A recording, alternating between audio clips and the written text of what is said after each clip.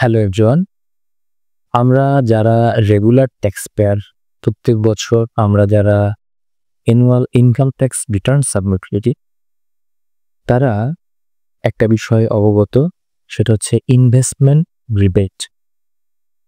তো প্রতি বছরই আমাদের এই ক্যালকুলেশনটা করতে হয় যে আমার কি পরিমাণ ইনভেস্ট করা দরকার, কোন কোন সেক্টরে করা দরকার, এবং ইনভেস্ট করলে আমি কি পরিমাণ ইনকাম ট্যাক্সের রিবেট পাবো। এটা একটা খুবই জরুরি বিষয়, যেহেতু আমাদের ইনকাম ইয়ার শেষ হওয়ার আগেই, অর্থাৎ 30 জুনের মধ্যেই আমাদের এই ইনভেস্টমেন্টটা করে ফেলতে হবে এবং স্পেসিফাইড ওই সমস্ত সেক্টরগুলোতে। এটা যদি না করি তাহলে পরে আমার ইনকাম ট্যাক্স বার্ডেনটা বেশি আসবে, আর যদি করে ফেলি তাহলে হচ্ছে আমার ট্যাক্স বার্ডেনটা কমে যাবে আইনের মধ্যে থেকেই। এটা গভর্নমেন্ট হচ্ছে মানুষকে ইনভেস্টমেন্টে উদ্বুদ্ধ করার জন্য এই সিস্টেমটা চালু রেখেছে। যাই হোক, আজকে আমরা প্র্যাকটিক্যালি এই বিষয়টা দেখার চেষ্টা করব বা দেখব যে আমার কীরকম ইনকাম থাকলে কি পরিমাণ ইনভেস্ট করতে হবে এবং তার উপরে আমি কি পরিমাণ বেনিফিট বা ইনভেস্টমেন্ট রিবেট পাবো ট্যাক্সের। এই ক্যালকুলেশনটা আমি আজকে আপনাদের দেখানোর চেষ্টা করব। তো চলুন আমরা ক্যালকুলেশনটাতে একটু ফোকাস করি। স্টেপ 1, আমরা স্টেপ 1-এ আমরা বের করা শিখব ট্যাক্সেবল ইনকামটা। ট্যাক্সেবল ইনকাম কিভাবে বের করব? Total yearly salary. ধরে নিই এক ব্যক্তির টোটাল ইয়ারলি স্যালারি হচ্ছে 30 লাখ টাকা। এই 30 লাখ টাকা থেকে আমরা হচ্ছে ট্যাক্সেবল ইনকাম বের করব। 30 লাখ টাকার মধ্যে পুরো 30 লাখের উপরে কিন্তু না ট্যাক্স দিতে হবে না, একটা পোর্শন ওর এক্সেমটেড আছে। সেই এক্সেমটেড পোর্শনটা কি আসেন, লেস এক্সেমশন। এক্সেমশনটা কি? এই 30 লাখের 3 ভাগের 1 ভাগ অথবা 4.5 লাখ, এই দুইয়ের মধ্যে যেটা ছোট সেটা হচ্ছে ট্যাক্স এক্সেমটেড। তাহলে প্রথম শর্ত হচ্ছে টোটাল স্যালারির 3 ভাগের 1 ভাগ ইকুয়াল টু এটা ভাগ 3, পেলাম একটা ফিগার, অথবা 4.5 লাখ, এটা কনস্ট্যান্ট।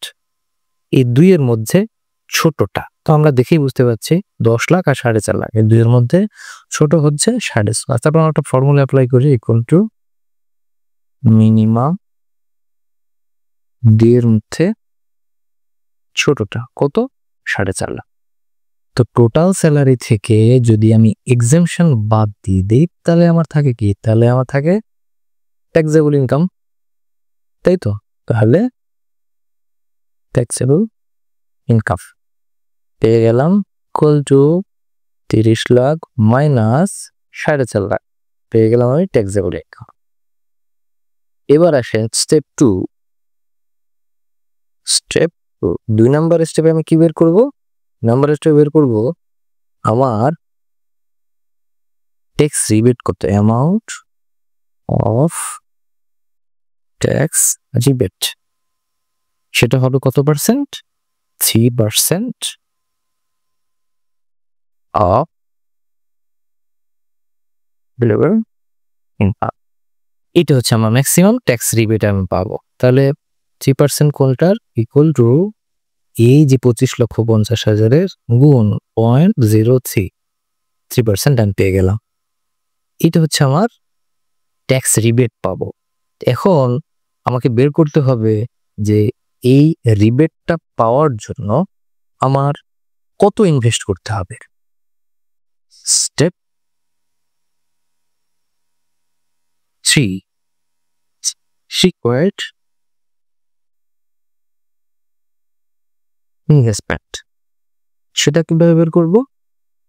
আমরা জানি যে 15% হচ্ছে আমার রিবেটের পার্সেন্টেজ, আমি 15% করে পাবো। এখন আমরা যদি একটু ব্যাক ক্যালকুলেশন করে ফেলি যে আমার এই 76,000 টাকা আমার 15% রেটে রিবেট পেতে হলে আমার কত টাকা ইনভেস্ট করতে হয় আমরা শর্টকাটে বের করে ফেলতে পারি ইকুয়াল টু এইটা ভাগ 15%। আপনি ক্যালকুলেটর 15% দিয়ে করলে হবে, বা আমি এখান থেকে ভাগ 0.15 ইজ দে 5,10,000 টাকা আপনার 30 জনের মধ্যে ইনভেস্ট করে ফেলতে হবে। তোমরা যদি ব্যাক ক্যালকুলেশন করেন দেখেন ইকুয়াল টু এই 5,10,000 গুণ 15%, তাহলে দেখেন এই যে 76,500 টাকা আপনি রিবেট পেয়ে গেলেন। That's it. আপনি ক্যালকুলেটরে সহজভাবে এটা বের করে ফেলতে পারবেন। একটু কষ্ট করতে হবে, আপনাকে ট্যাক্সেবল ইনকামটা আগে বের করতে হবে। তাহলে যেটা করবেন, ট্যাক্সেবল ইনকামটা বের করবেন কিভাবে বের করবেন, 3.5 ভাগের 1 ভাগ অথবা 4.5 লাখ, এই দুইয়ের মধ্যে যেটা ছোট সেটা বাদ দিবেন। বাদ দেওয়ার পরে যে অ্যামাউন্ট পাবেন, তাহলে যেটা করবেন ইকুয়াল টু এইটা গুণ 0.033% ভাগ 1 ফর্মুলা বের হয়ে যাবে, ভাগ 0.15। দেখেন 5,10,000 টাকা বের হয়ে গেছে। আপনি এভাবে করে শর্টকাটে বের করে ফেলতে পারেন। That's it. এবার আমরা আরেকটা জিনিস দেখাবো যে আপনি কোন কোন সেক্টরে ইনভেস্টমেন্ট করলে আপনি রিবেটটা পাবেন। সব সেক্টরে ইনভেস্টমেন্ট করলে কিন্তু আপনি ইনকাম ট্যাক্সের রিবেট পাবেন না। গভর্নমেন্ট কিছু কিছু সেক্টরকে সিলেক্ট করেছে, যে সমস্ত সেক্টরে ইনভেস্ট করলে আপনি ইনকাম ট্যাক্সের রিবেট পাবেন। আসেন সেগুলো আমরা একটু দেখে নিই। এখানে একটু বলে রাখি, এটার একটা লিমিট আছে, ম্যাক্সিমাম লিমিট, সেটা হচ্ছে 1/10 অফ পলিসি ভ্যালু। তো যখন লাইফ ইন্স্যুরেন্স পলিসি করবেন তখন একটা পলিসির ইনশিওর্ড অ্যামাউন্ট থাকে, ওই অ্যামাউন্টের 10 ভাগের 1 ভাগ পর্যন্ত আপনি ইনভেস্টমেন্ট রিবেট হিসেবে নিতে পারবেন, ইনভেস্টমেন্ট রিবেট ক্যালকুলেশনে নিতে পারবেন। তাহলে আমি জীবন বীমা প্রিমিয়ামের হিসাব রাখতে হবে যে আমার পলিসি ভ্যালুর 10 ভাগের 1 ভাগ। সরকারি কর্মকর্তার প্রভিডেন্ট ফান্ডে চাঁদা, এটা হচ্ছে এমপ্লয়ার এবং এমপ্লয়ি দুইটা কন্ট্রিবিউটর যদি হয়, সরকারের ক্ষেত্রে কন্ট্রিবিউটর হয় না, এটা হচ্ছে এমপ্লয়ি থেকেই কেটে নেওয়া হয়, যা কেটে নেবে পুরোটাই হিসাবে আসবে। স্বীকৃত ভবিষ্যৎ তহবিলে কর্মকর্তার চাঁদা এটাও আসবে, কল্যাণ তহবিল। এই যে এখানে যে সমস্ত সেক্টরগুলো দেখতে পাচ্ছেন, এর মধ্যে সবচেয়ে পপুলার কয়েকটা খাত হচ্ছে ধরেন জীবন বীমা প্রিমিয়াম, তারপরে হচ্ছে সঞ্চয়পত্র বা ইউনিট সার্টিফিকেট, এগুলোতে 5 লাখ টাকা সর্বোচ্চ আপনি ইনভেস্ট করতে পারবেন।